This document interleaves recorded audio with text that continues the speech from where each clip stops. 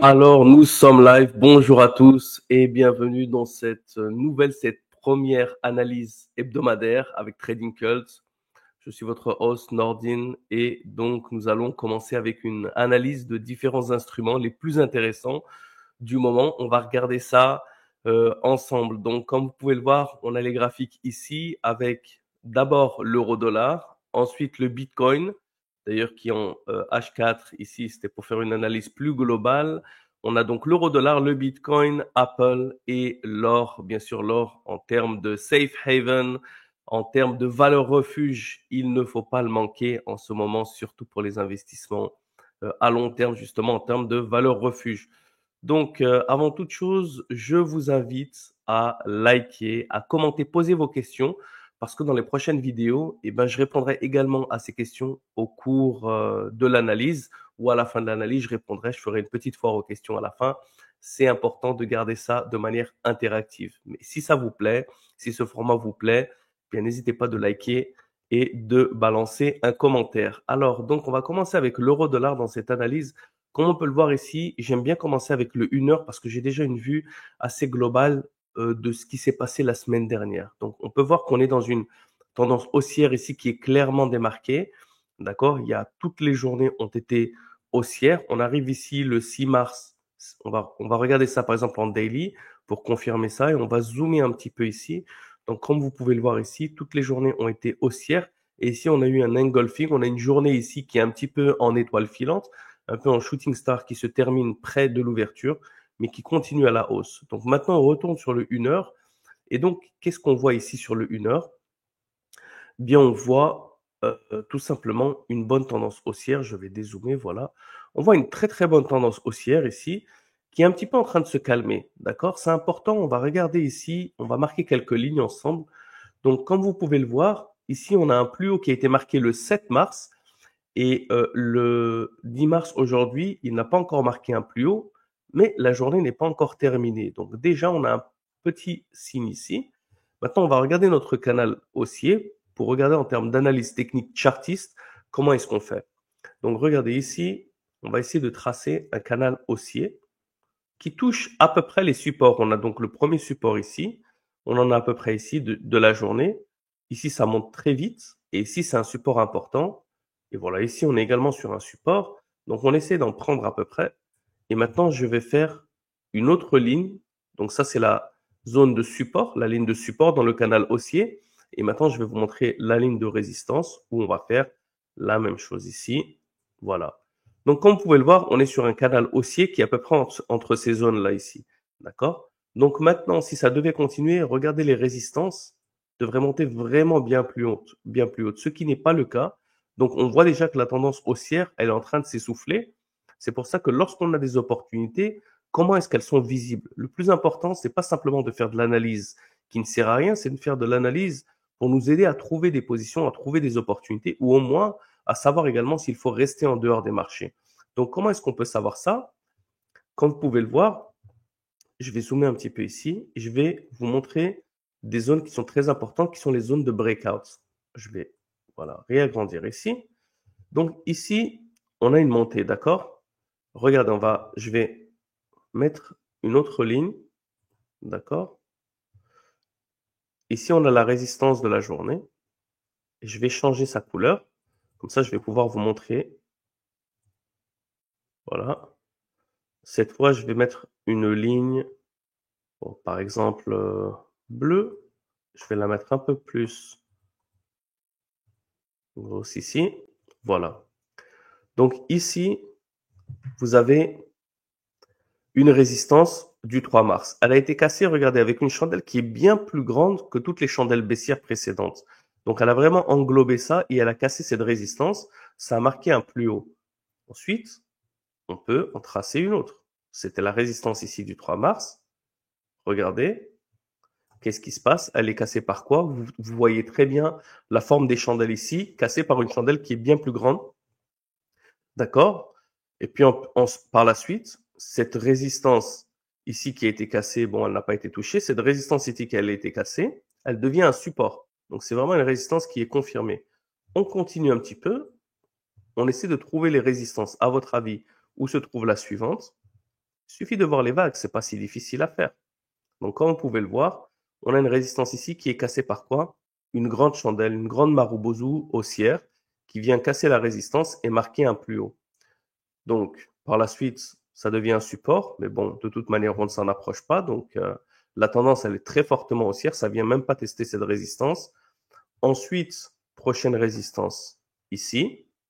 À votre avis, c'est cassé par quoi? Une très grande chandelle dès l'ouverture ici. Grande chandelle Marubozu. On avance également ici. Encore une fois, vous pouvez voir que cette chandelle, elle est un peu petite, cette chandelle, mais dès l'ouverture ici, ça marque une petite mèche et dès l'ouverture, ça vient casser avec une grande chandelle. Grande chandelle, grande chandelle. D'accord? Vous avez compris le système du breakout.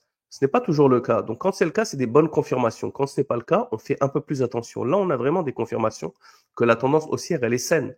On a un bon canal haussier, on a des bons breakouts avec des grandes chandelles, Marubozu bien pleines.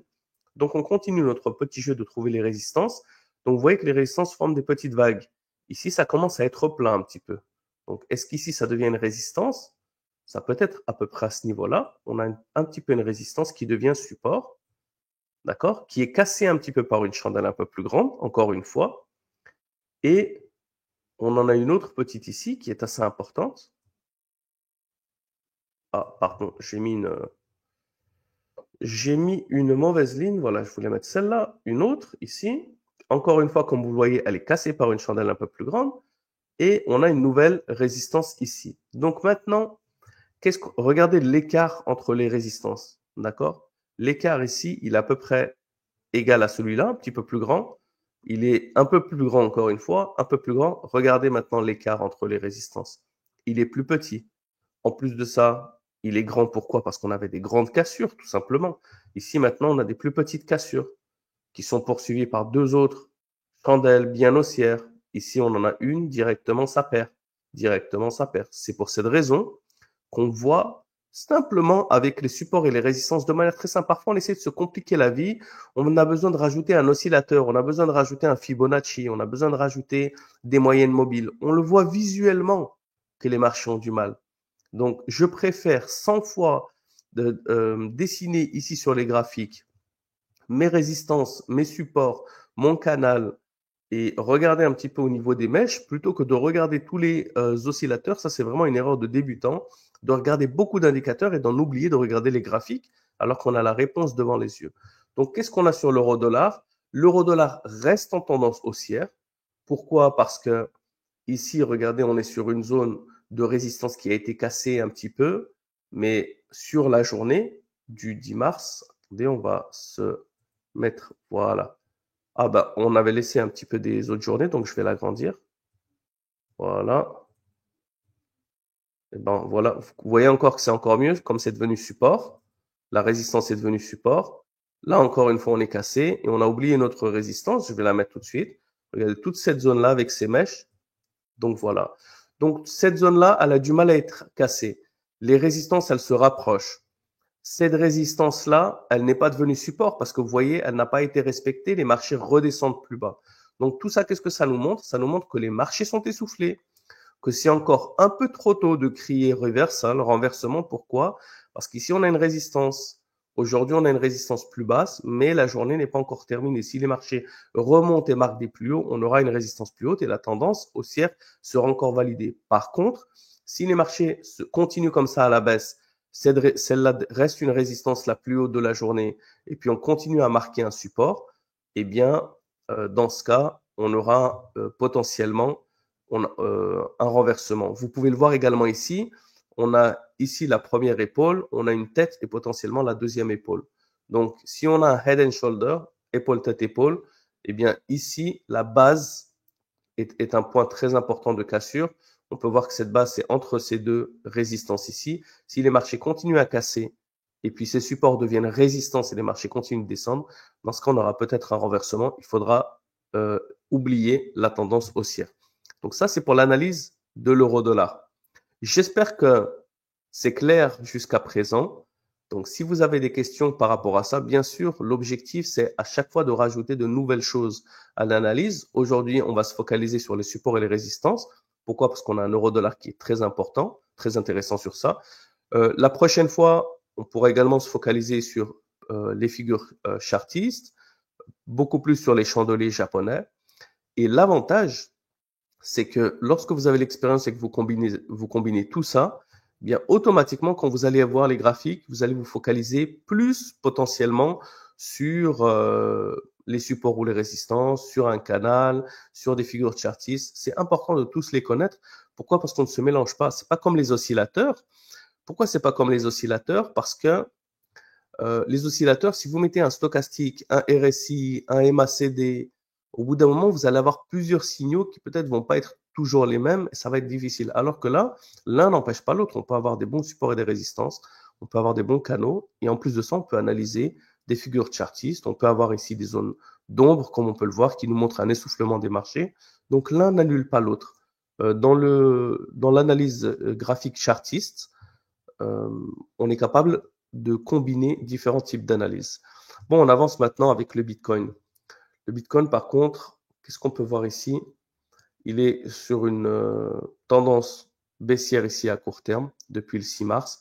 D'une manière générale, il est très indécis. Donc, si on regarde ici, voilà, depuis qu'il avait marqué 100 000, on peut continuer plus jusqu'aux 110 000, mais on va voir ici 100 000, descendu dans une tendance très fortement baissière du 21 février ici, vous voyez le canal, d'accord, jusqu'au fin février, renversement au 1er mars, petite tendance haussière, elle a vraiment du mal. On est de loin, on est à 50% parce que, comme vous pouvez le voir, on était à 100 000 ici, on est descendu, on est remonté jusqu'à dans les 95 000, directement, ça a été perdu. Donc, si jamais je dézoomais, on pourrait voir ça, descendre des 100 000. Par exemple, ici, ça serait important comme on est vraiment sur du renversement, qui est très clairement avec une figure ici en V. On pourrait, par exemple, ajouter un Fibonacci, simplement pour essayer de voir si on a des zones clés. Allez, faisons un petit Fibonacci retracement. Je vais prendre le plus haut. Je vais le dessiner ici, une ligne jusqu'au plus bas. Et maintenant, on va essayer de voir s'il y a des zones qui sont intéressantes. Donc, ici, la cassure, elle s'est faite. La première de 23,6. Mais vous voyez que c'est une zone ici qui a été touchée plus tard. Ensuite, le 38,2, vous pouvez le voir ici que c'est une résistance qui a été tapée le 1er mars, le 2 mars. D'accord? Ici, c'est vraiment une zone, on appelle ça des points pivots parce que vous voyez les prix, ce n'est pas par accident. Encore une fois, le 50, regardez, zone ici, et ici les prix, c'est quasiment au millimètre près que le 4 mars, les prix viennent rebondir jusque-là. Ensuite, ici le 61,8. Donc, vous voyez, on n'a pas vraiment, ici on a quand même un rebond, d'accord, mais plus tard, il faut voir après justement la tendance, qu'est-ce qui s'est passé à ce niveau-là, et plus tard, est-ce qu'il y a quelque chose d'autre? Voilà, si je le continue, regardez encore une fois, tous, le 61,8, il est touché encore une fois le 7 mars. Donc, vous pouvez voir encore une fois ici comment les prix sont restés bloqués sur le 38,2. Donc, quand on a vraiment des zones ici de renversement, des grands retracements, le Fibonacci nous permet d'imaginer potentiellement un scénario sur les prochains supports, les prochaines résistances, d'une manière générale, les prochains points pivots. Parce que vous pouvez le voir, ce n'est pas par accident que ici on a des zones très intéressantes, les prix ont touché, les prix ont touché vraiment au millimètre près ici, et puis après il y a eu un renversement. Donc, imaginons que maintenant on décide de suivre cette tendance à court terme. Les prix viennent rebondir ici ou ils viennent casser là. Si on est vendeur, on préférait attendre par exemple qu'il touche un de ces niveaux clés. Si on est par contre acheteur, par exemple, on préférait attendre qu'il rebondisse sur l'un de ces niveaux. Pourquoi? Parce que ce sont des points pivots, ce sont des points clés. Une fois qu'ils sont cassés, peuvent renforcer justement le mouvement jusqu'au point suivant. Et s'ils ne sont pas, eh bien, ils confirment leur statut de résistance dans une tendance baissière ou de support dans une tendance haussière. C'est à ça que le Fibonacci sert. Donc, comme vous pouvez le voir, ici, on a vraiment un Fibonacci extrêmement intéressant sur le Bitcoin. Bon, maintenant, qu'est-ce qu'il nous montre un petit peu en forward analysis, pas simplement pour analyser ce qui s'est passé avant. Qu'est-ce qu'il nous montre? On a eu cette tendance baissière, on a eu un gros retracement qui a du mal à retaper les plus hauts, d'accord? Il est passé au-dessus des 61,8, il a du mal, il a encore du mal, et là, il redescend. Donc, on est à court terme dans une tendance baissière. Aujourd'hui, il a du mal à passer les 23,6. Donc, d'une manière générale, l'analyse serait plutôt baissière que haussière.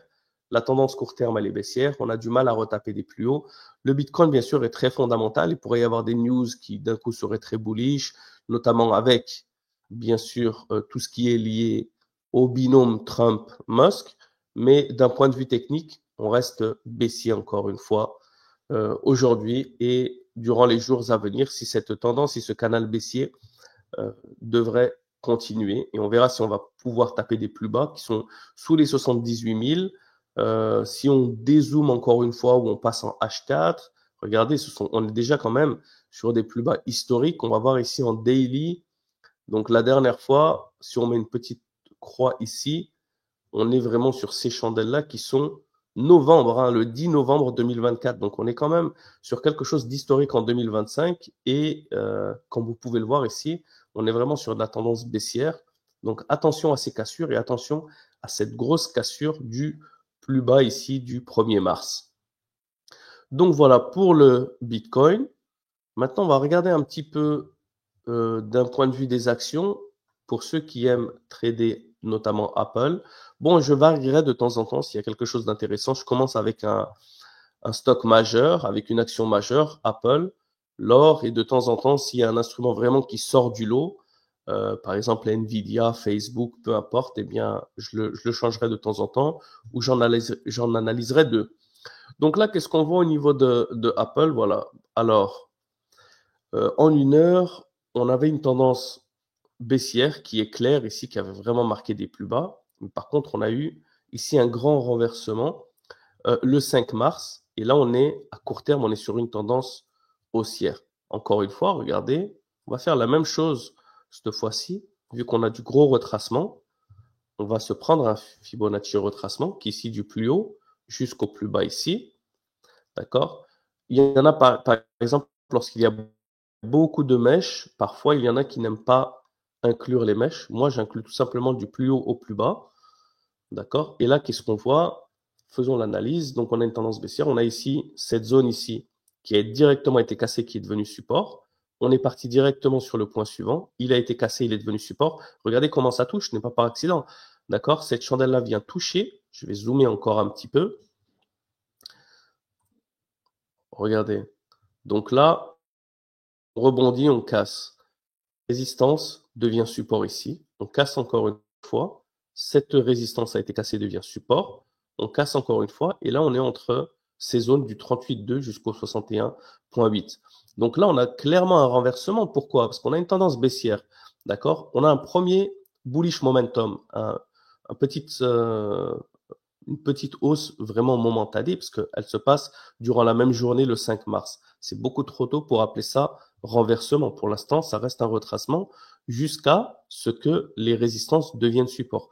Ce qui est le cas directement durant la journée suivante. Donc là, on a la première confirmation du renversement. Ensuite, la deuxième confirmation du renversement, elle vient de quoi? Elle vient lorsque cette résistance est dépassée par une nouvelle résistance, ce qui est le cas. Donc, qu'est-ce qu'on a?